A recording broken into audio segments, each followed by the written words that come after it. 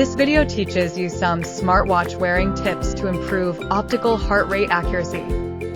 First, before putting on the watch, make sure both the watch and your wrist are clean and dry. When putting on the watch, ensure the optical heart rate sensor has the best contact with your skin. The watch should fit snugly against your skin, with no light visible from the sides. When tightening the strap, the watch should not be too tight against your wrist nor too loose to cause the watch to slide. When you raise your hand or move it naturally, the watch should feel as if it is stuck to your skin, without shifting.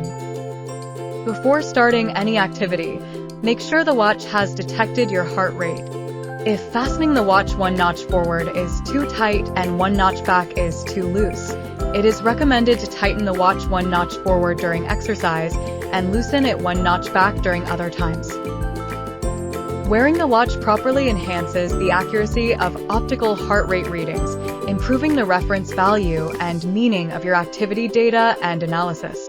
Thank you for watching.